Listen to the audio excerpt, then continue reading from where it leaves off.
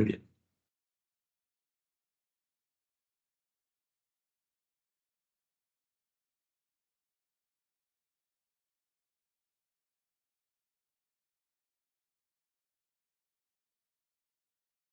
Entonces, vamos a continuar con esta parte de técnicas de ADN recombinante, la parte de manipulación genética. Ya vimos la semana pasada qué es el ADN, qué son los genes, cómo está conformado el ADN, el RNA, cuáles son las funciones de este. Y nos introducimos un poquito en esta parte de la manipulación, viendo como algunas estrategias para la mejora de productos, diversos ámbitos que abarca la biotecnología, agrícola, marítima, de la salud, de los alimentos, etcétera. Entonces, cómo hay algunas técnicas que se utilizan para poder llevar a cabo estas modificaciones. En este caso, la tecnología de ADN recombinante incluye varias técnicas, dentro de las que destacan la rotura específica del ADN mediante endonucleasas de restricción que facilitan el aislamiento y la manipulación de los genes individuales. Esto es una molécula, estamos hablando de una molécula que va a estar dirigida a una parte específica del ADN, en la cual va a estar encargándose de cortar entre los pares de bases que nosotros estemos indicando para poder tener fragmentos de ADN específicos, fragmentos de ADN de los genes que a nosotros nos interesen. La secuenciación rápida nos facilita el conocimiento de las secuencias que nosotros tengamos obtenidas, ya sea por clonación, por amplificación por alguna PCR, a la extracción de ADN, etcétera. Esto posibilita determinar los límites de un gen y la secuencia de aminoácidos que codifica, es decir, saber cada uno de los nucleótidos que tiene esta secuencia para saber cuáles son los aminoácidos que se estarían generando. La hibridación de los ácidos nucleicos, que hace posible localizar secuencias determinadas de ADN o ARN, esto utilizando la propiedad de complementariedad de los ácidos nucleicos.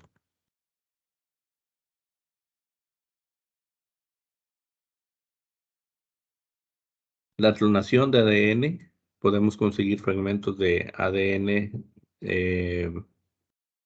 en un plásmido o un virus para que éste pueda habitar una bacteria y así tener una molécula simple de ADN generada en muchas, es decir, estar replicando esta molécula de ADN que nosotros estemos interesados. Y por último, la ingeniería genética, mediante la cual se pueden alterar secuencias de ADN, produciendo versiones modificadas de los genes, los cuales se pueden insertar a células u organismos. Esta parte de la ingeniería genética tiene mucho que ver con la modificación genética, con los tratamientos moleculares, es decir, cómo se pueden abordar o anticipar a estos tratamientos a la aparición de enfermedades futuras, pero también da mucho, pues sí, digámoslo así, da mucho de qué hablar, da mucho pie a la cuestión ética. Por eso en esta sesión vamos a ver también esta parte de la bioética. Entonces, comenzando con las endonucleasas de restricción, recordemos una de las estrategias era cortar en una parte específica el ADN. Entonces, para esto utilizamos estas endonucleasas. Son moléculas que van a estar buscando una parte específica del ADN en donde cortar. Pueden cortar el ADN y lo hacen en secuencias concretas, así como nosotros lo indiquemos. Son enzimas que las bacterias usan para destruir ADN que ingresan a ellas, por ejemplo, ADN de virus, bacteriófagos. Entonces, esta estrategia es algo natural en las bacterias. Es algo que las bacterias cuando consumen algo de ADN tienen estas endonucleasas que se encargan de estar cortando en fragmentos ese ADN que consumieron, que introdujeron a su interior.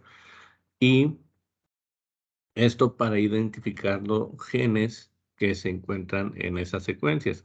Nosotros hemos adoptado esta estrategia para tener también el conocimiento o la delimitación de los genes que es de interés para posteriores técnicas. Hay muchas enzimas de restricción, alrededor de 1200, si no es que un poco más ya en la actualidad. Estas solo reconocen y cortan secuencias específicas, es decir, nos da mucha seguridad de dónde va a estar cortando la enzima y de evitarnos el problema de no saber dónde cortó, quién sabe dónde vaya a caer el corte. Entonces, estos cortes van a estar siendo estratégicos, ya que se generan extremos cohesivos o extremos romos, es decir, extremos o las orillas del gen que se corta va a estar de tal manera que pueda unirse a otro gen que nosotros estemos interesados. La reacción de ligación está facilitada por el apareamiento de los extremos cohesivos y los fragmentos de DNA con extremos cohesivos diferentes, no complementarios, no suelen ligarse. Es decir, una vez que nosotros cortamos un gen para aislarlo, vamos a estar seguros de que va a estarse uniendo únicamente a una parte específica que nosotros estemos indicando. La construcción del ADN recombinante. Tenemos un ADN plásmido, una secuencia circular de ADN que queremos introducir, a la cual, perdón, queremos introducir un ADN extraño. Digamos que tenemos una bacteria que crece rápido, que se está reproduciendo y que está generando algún metabolito que nosotros tenemos interés o que queremos modificar. Si hacemos un ADN extraño, un ADN que no es de la bacteria, lo cortamos con las enzimas de restricción y este corte del plásmido y el ADN extraño se estarían uniendo, es decir, se agrega al medio donde se encuentra el plásmido, se estaría uniendo para formar extremos cohesivos, es decir, se estaría uniendo a la secuencia específica donde cortamos también ese plásmido, se forma el ADN recombinante, es decir, el plásmido ya con la secuencia del ADN extraño, del ADN que nosotros quisimos introducir, y la acción del ADN ligasa sella los extremos, es decir, va a volverle a darle esta forma circular al plásmido, que después podemos utilizar para ingresar en algún virus, en algunas bacterias, etcétera. Esta es lo mismo, pero de una secuencia más lineal. La digestión o el corte del ADN. Se generan dos extremos que van a ser complementarios. Recordemos, tenemos únicamente dos combinaciones, que es la de adenina con timina y la citosina con guanina. Esas pares de bases únicamente se van a estar uniendo entre ellas. Entonces, esto facilita la unión, la ADN ligasa, que es otra enzima, otra molécula que se encarga de estar uniendo los fragmentos de ADN, pues va a estar cerrando esta unión para tener ya nuestro plásmido o nuestro ADN recombinante. ¿De qué nos sirve todo esto? Bueno, esto se ha utilizado, por ejemplo, en la ingeniería genética, específicamente en agricultura y medio ambiente.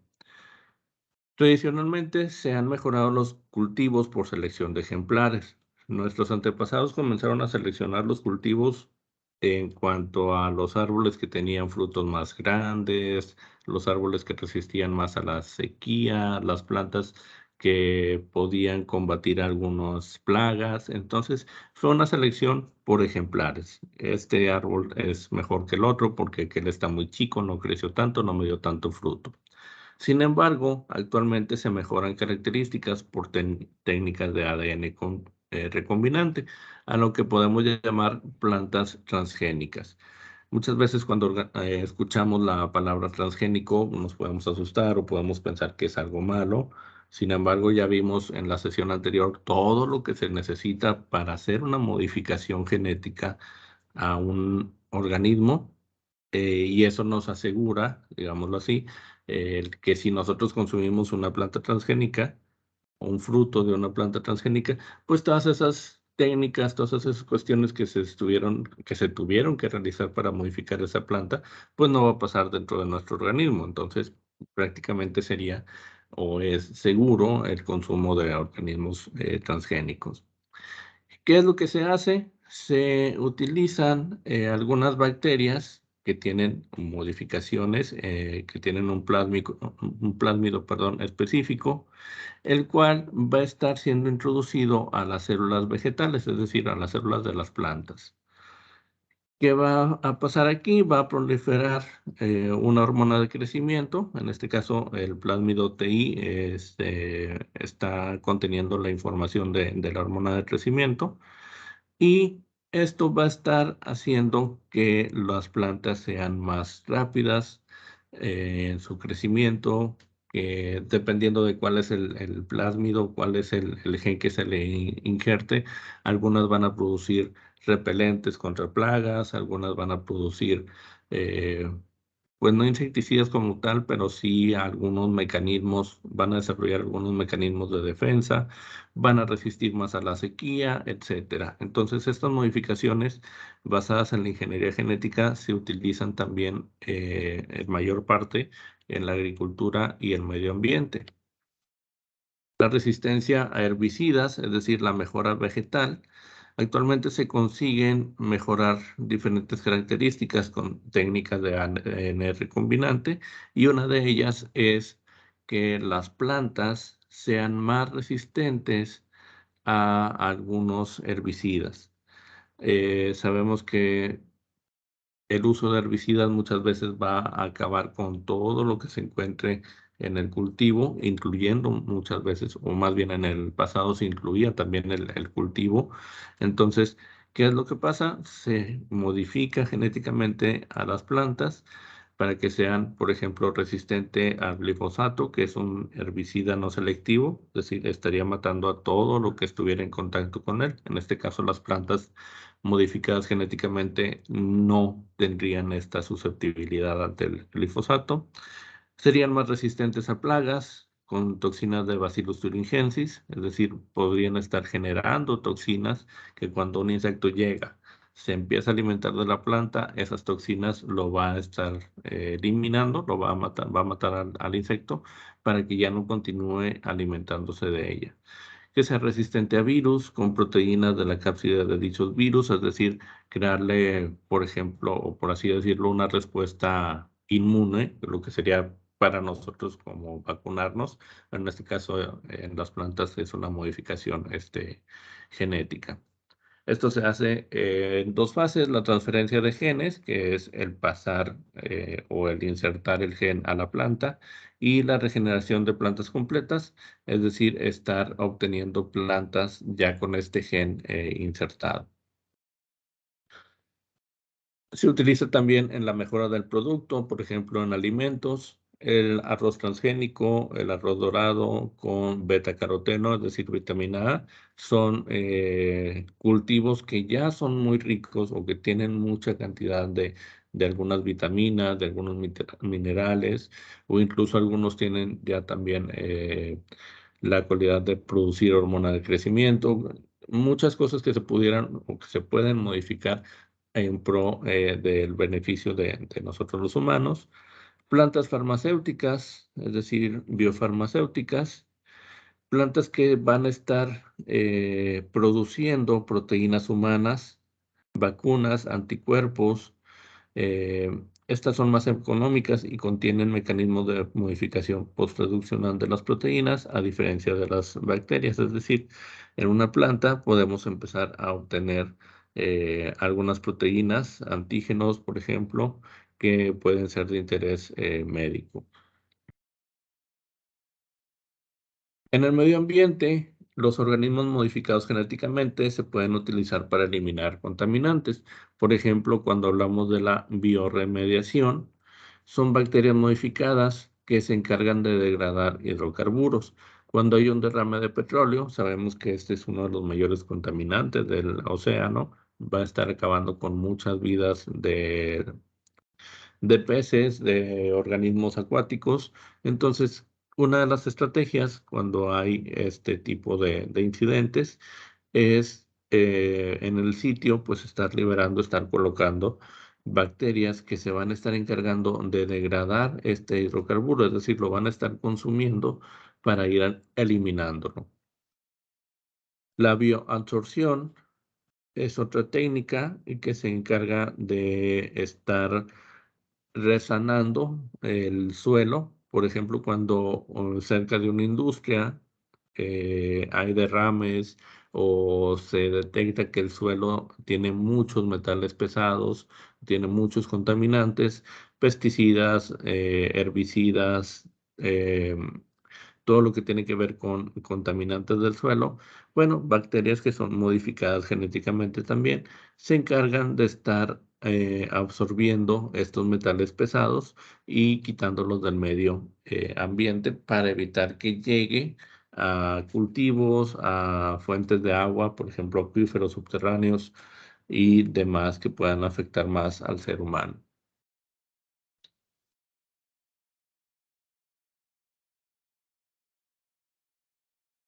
Otro ejemplo es la producción de insulina humana. Antiguamente se obtenía la insulina de organismos, por ejemplo, de cerdos que se tenían en granjas. Los cerdos obviamente tenían pues una función de un bioreactor de estar generando una insulina para los humanos que la necesitaran. Sin embargo, con el avance de la tecnología, de la biotecnología específicamente, se ha realizado esta nueva estrategia de obtener la insulina a partir de cultivos bacterianos. Esta se utiliza mediante dos pasos. Primero, se tiene un plásmido. Ya sabemos que un plásmido es un, un plásmido, vaya, una secuencia de ADN que tiene una secuencia externa, una secuencia de otro organismo que le va a estar permitiendo generar una proteína o un gen específico. Entonces, este plásmido contiene la subunidad A del gen de la insulina. Otro plásmido va a tener la subunidad B del gen de la insulina y van a estar siendo insertados en bacterias para poder estarse generando constantemente. Es decir, una bacteria como ese coli va a estar teniendo este plásmido y por lo tanto va a estar generando el gen de la insulina, el de la subunidad A y el de la subunidad B por separados. Se extrae la proteína de fusión, es decir, se extraen las dos subunidades, la A y la B, se separan los polipéptidos A y B y se conjuntan para estar formando la insulina activa. Entonces, digamos que lo que está generando esta insulina, pues es meramente la bacteria, el cultivo bacteriano, que tiene muchas ventajas. Para empezar, la cantidad de tiempo que tarda en reproducirse. Una bacteria como E. coli estaría reproduciéndose alrededor de 25 o 30 minutos, es decir, cada 25 o 30 minutos se genera el doble de las bacterias que tenemos y entonces ahí es donde se ve incrementado, se reproducen exponencialmente, entonces se ve exponenciado la generación de estos péptidos que van a estar formando la insulina. Entonces, viendo ya algunos ejemplos, específicamente aquellos que tienen que ver con el medio ambiente, con algunos cultivos que sirven de alimento para el ser humano y algunas otras cuestiones que benefician al ser humano, como es la producción de insulina, tenemos algunas implicaciones éticas, específicamente 4 o 5 áreas son en las que más se presentan este tipo de implicaciones y son las que están más relacionadas al consumo o a bienes o servicios del humano. La primera es la manipulación genética en plantas. Esta se refiere al hecho de informar o no al consumidor que se trata de productos manipulados genéticamente. Son desconocidos los efectos que tendrán estos alimentos al ser humano, ya que se trata de especies nuevas, no surgidas naturalmente. Sin embargo, a lo largo del tiempo, desde que iniciaron estas modificaciones genéticas, se han hecho varios estudios, se tiene ya respaldado que es seguro el consumo de organismos genéticos en cuanto a plantas nos referimos. Y en algunos países sí es obligatorio el señalar que el producto del cual se trata, pues es un organismo genéticamente modificado.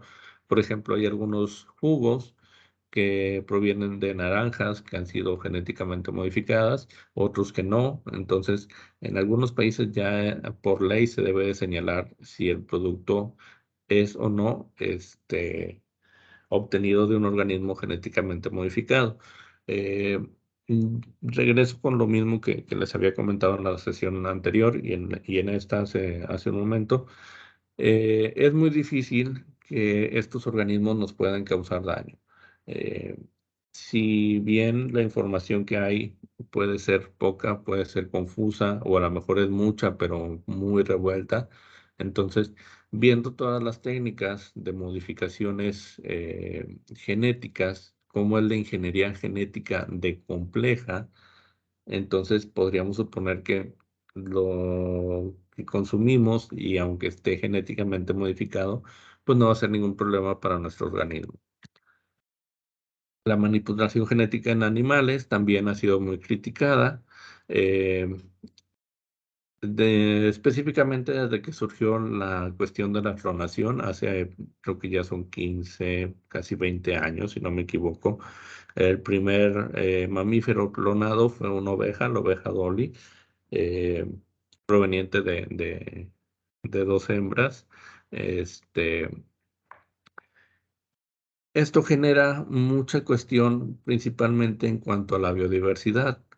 Una población muy homogénea, es decir, una población que no varíe tanto en sus genes, podría estar más expuesta a una epidemia, pues el patógeno que se presente afectaría a todos los animales por igual, dado a que no hay una recombinación genética, no hay una heterogeneidad, no hay una mezcla de genes, sino que todos los organismos serían idénticos y esto podría afectar mucho en cuanto a las cuestiones ganaderas, por ejemplo.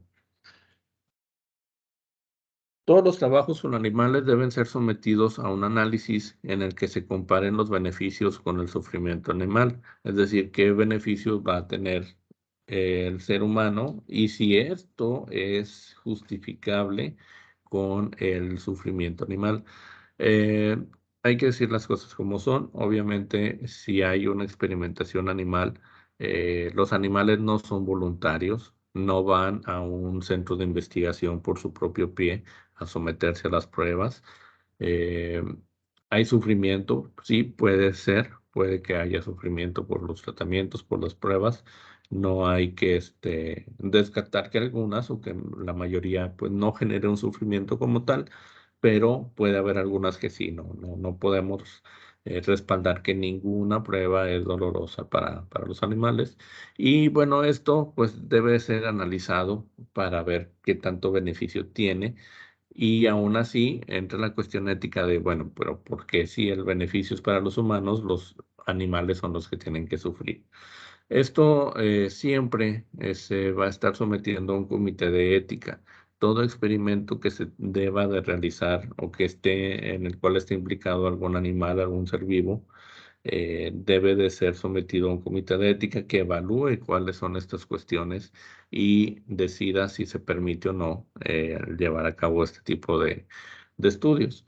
Además, las condiciones en que vivan los animales sometidos a la experimentación, pues deben de ser también de la mayor calidad posible. Si ya, digámoslo así, están sufriendo en beneficio de la humanidad, pues mínimo darles un trato digno, un trato bueno en cuanto a sus condiciones de vida. Yo les mencionaba sobre la clonación animal, dos ovejas de las cuales se obtiene el ADN y el óvulo de otra, se implantan en una madre sustituta, es decir, se implantan en el útero de otra oveja para que empiece a crecer estas células para formar al final pues la oveja que tiene el mismo ADN que el organismo original, es decir, que el organismo que estuvo donando el ADN hacia la otra célula, hacia el óvulo, perdón. La transgénesis es una variante de la recombinación genética. Se interviene en el patrimonio genético de un ser con adición de nuevos genes y alteración, por lo tanto, va a alterar también sus características. Rompe totalmente la barrera natural entre las especies y es teóricamente factible insertar genes en caso de ser imposible que se den en la naturaleza. Vemos estas imágenes que nos podrían causar mucha confusión. Un organismo con cabeza de león, alas de murciélago, cuerpo de pato y una bolsa marsupial como de canguro. Entonces, esto realmente no va a pasar en la naturaleza, no va a pasar cuando se realice una combinación genética o que se utilicen las técnicas de recombinación genética, es decir, la transgénesis. Una rana con cabeza de lagarto tampoco pasaría.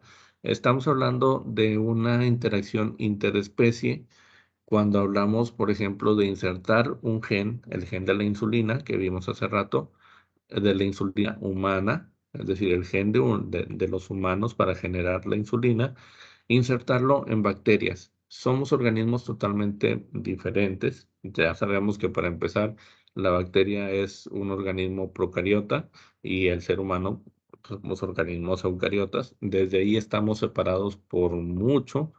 Entonces, esta parte de romper la barrera entre las especies, pues debería ser un poco más clara en cuanto a qué especies o qué barrera se estaría refiriendo. La transgénesis debería considerarse éticamente ilícita debido a que supone una grave transgresión contra la naturaleza. Sin embargo, hemos visto que sus beneficios pueden ser muchos. Además, no se postulan grandes beneficios ni a corto ni a largo plazo, salvo la mera curiosidad de ver cómo se comportan en la naturaleza estos casos. Sin embargo, esto pasa en la naturaleza. Esto es algo que ocurre, por ejemplo, tenemos cuando dos especies diferentes, por ejemplo, un burro y un caballo, se mezclan, se forman híbridos, son especies diferentes que están teniendo la conjugación de sus genes, de sus gametos, y están generando un organismo nuevo. Hay también, por ejemplo, en insectos que son cercanos, por ejemplo, chinches, triatominos, que aunque sean especies diferentes, pueden aparearse entre ellas y generar, pues, híbridos, es decir, estar generando organismos provenientes de dos especies diferentes. La transgénesis, pues sí, es algo que se utiliza en un laboratorio, es algo que se realiza eh, de forma no natural, pero sigue este mismo principio, la capacidad de combinar genes de organismos de especies diferentes.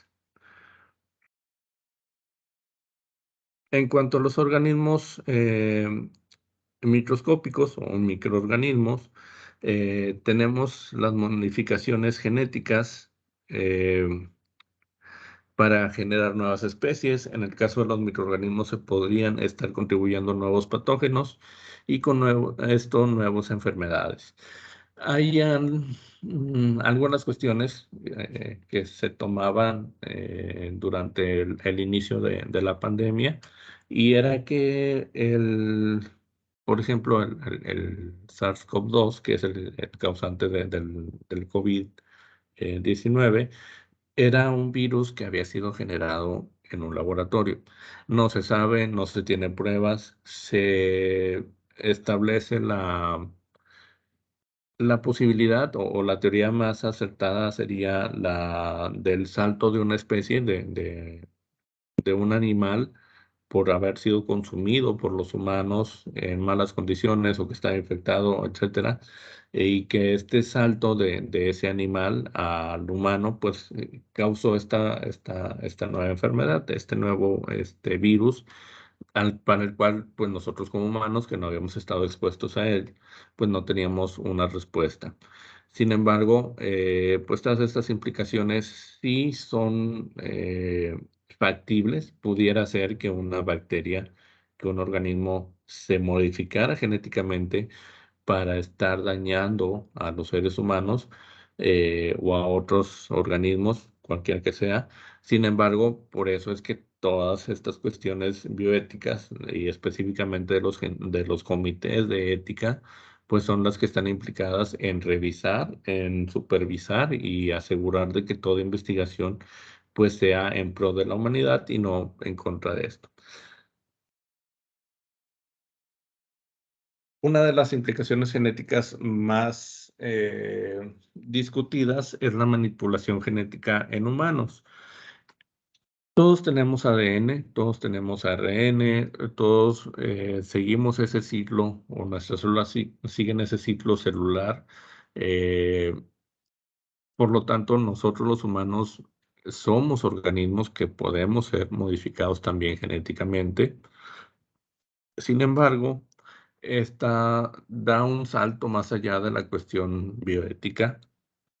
Eh, Al parecer, cuando trata de los seres humanos, todo empieza a ser más complejo. Se pudiera estar pasando por alto posiblemente el maltrato animal, la modificación de organismos, de bacterias, etcétera, pero cuando llegamos a una modificación o a hablar de una modificación en seres humanos, pues esto ya toma un tono más grave.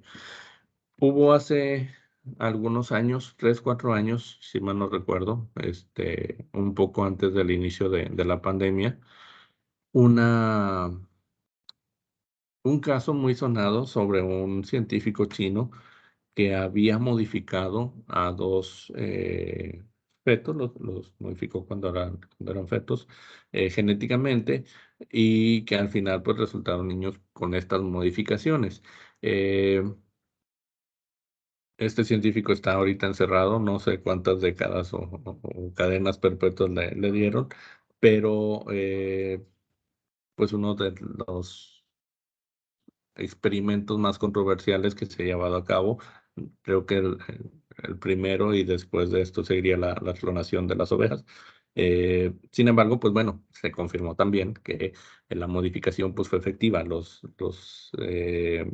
Los niños, no recuerdo si eran niños o niñas, están sanos, nacieron, crecieron y bueno, ciertamente tienen ventajas, las ventajas que les proporcionó este científico modificando su genética, y a esto iríamos, por ejemplo, a decir que pues, el ser humano puede ser superior, eh,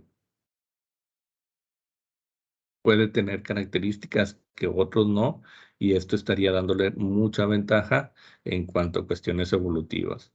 Recuerdo también que hay una película, creo que si mal no recuerdo, se llama Los ríos de color púrpura.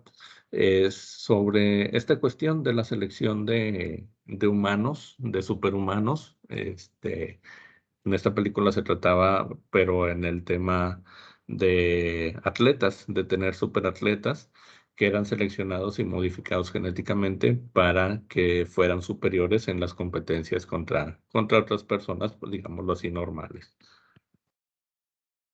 Entonces, todas estas cuestiones, pues, dan mucho a qué discutir, a si es bueno, si es malo, si en un futuro nos vemos, bueno, nosotros ya no, pero nuestras descendencia, nietos, bisnietos, se vieran modificados genéticamente para ser inmunes a enfermedades, para eliminar enfermedades hereditarias, para evitar que tuvieran algunos padecimientos, Entonces, pues entra ahí la cuestión ética de, bueno, yo pues estaría viendo en pro de mi descendencia y me gustaría que fuera más resistente o que fuera más capaz de sobrevivir que yo, pero pues también todo lo que tiene que ver con la implicación de quién tendría acceso, quiénes serían los que sí pudieran pagar un tratamiento como este, etcétera.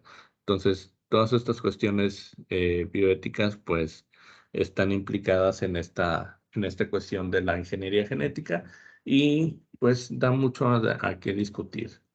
Entonces, con esto terminamos la parte de biología molecular, genética, perdón, biotecnología y bioética. En la siguiente sesión vamos a tener la parte de ciclo celular. Tenemos tiempo suficiente, de hecho tenemos una semana extra.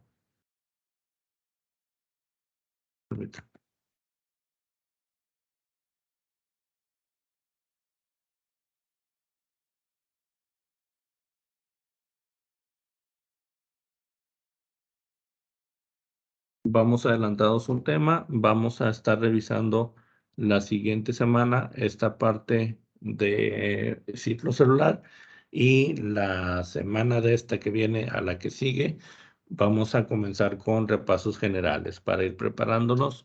Hasta ahorita no estoy seguro si va a haber un examen final o si va a ser un trabajo final. Hasta donde tenía entendido va a ser examen, entonces cualquiera de las dos cuestiones que sean, tanto examen como trabajo, comenzamos a repasarlo de esta semana que viene a la siguiente para ya estar bien preparados previos al examen.